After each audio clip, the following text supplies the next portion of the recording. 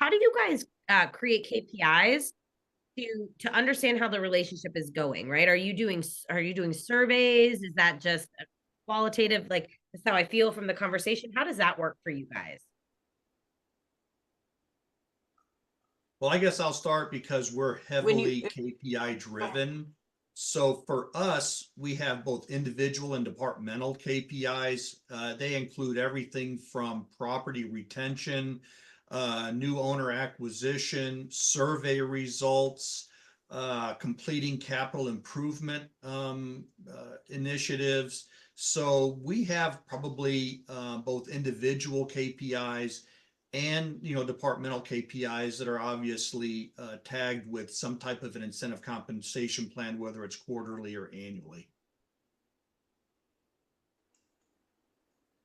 And how do you know, I guess I get, which makes a ton of sense, and that's awesome. But how do you know how happy your homeowners are? Like, what are you using those surveys to gather yeah, that?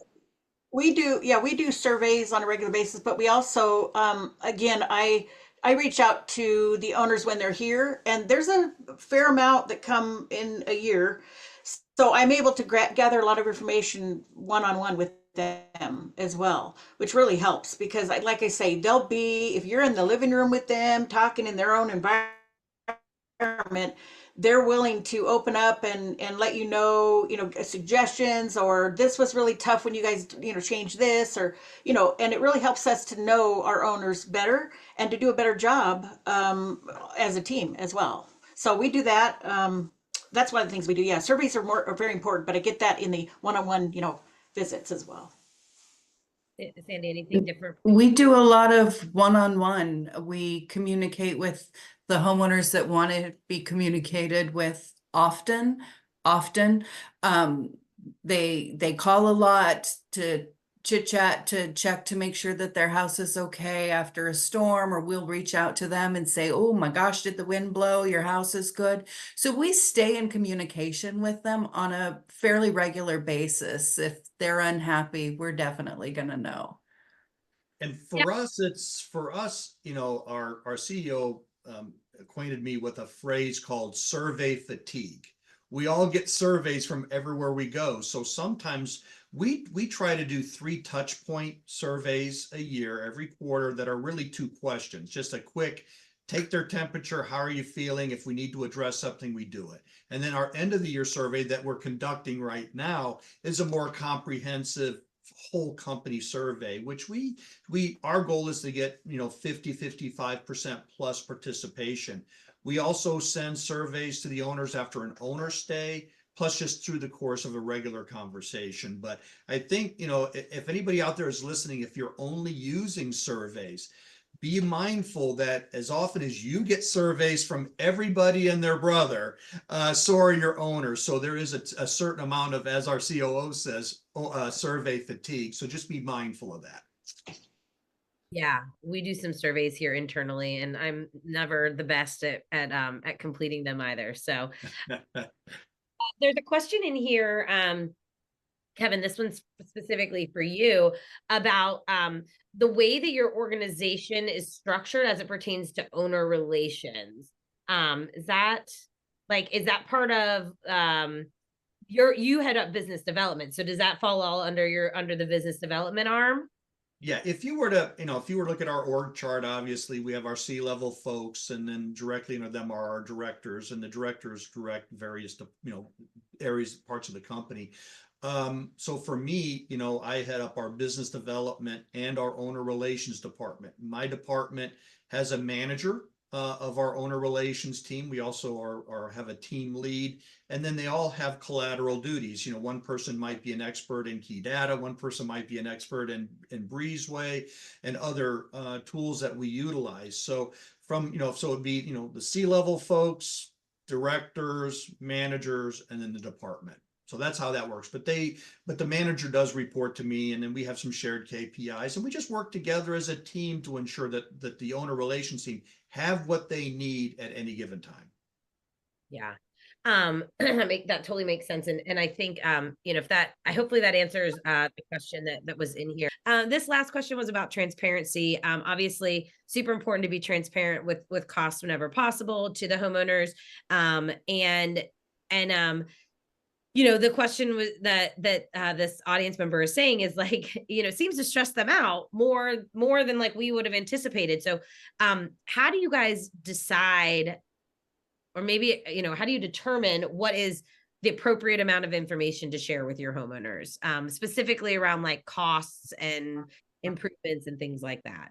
Well, I think that depends on the owner, because some, like we've all said, some people don't want to know. Other people said, just manage my home.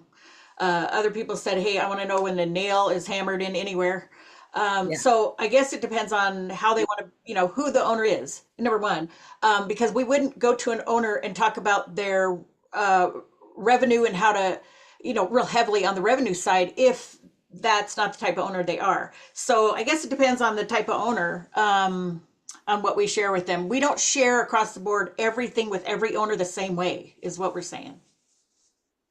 Okay. Makes I sense. absolutely agree. Yeah. And then for us, you know, we have some owners that say spare no expense. I want the highest quality of item to go into the property. And I have some cheap SOBs out there who want to put duct tape on a hot water heater. So you're right. It's all up to the individual owner. Obviously, all of us have in our agreements how much we can spend on our owner's behalf before we have to call them.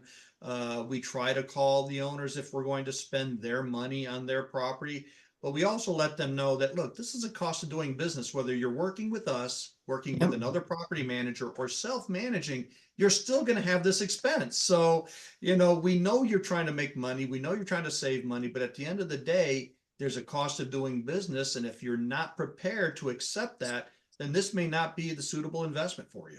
Right. Yeah. I like somebody asked in the chat, how do you deal with the cheap SOBs? Very carefully. Another webinar, right? That's another, we have enough time for that. I know I said that was going to be the last question, but I think this is a good one, and I somehow missed it because it came in early on. You have your cleaners, you have a housekeeping inspection. Are we also doing owner arrival inspections on top of that housekeeping inspection, or what does that look like from an operations piece for you guys? Yeah, we do that. We do pre-owner arrival inspections as well. Okay. We Kevin, treat our owner stays just like we do guest stays. We go in, we have our inside inspector, our outside inspector. We make sure it's guest ready even for their own home. And because of the tempo of operations, our owner reps always try to do a pre-arrival inspection for the owners, just to double check what the inspectors might have missed. Obviously, we have our focus owners, and then we have our, you know, our less than focus owners, but we work hard to try to get that accomplished for sure. I love it. And if you're not using it, you know, when you have the property specific requirements in Breezeway, you can tailor those so that you are doing things on all inspections versus just an owner arrival inspection versus a standard guest inspection. So that's a really great way to differentiate, you know, the pillows being in the right order or whatever scenario and owner preference that it is.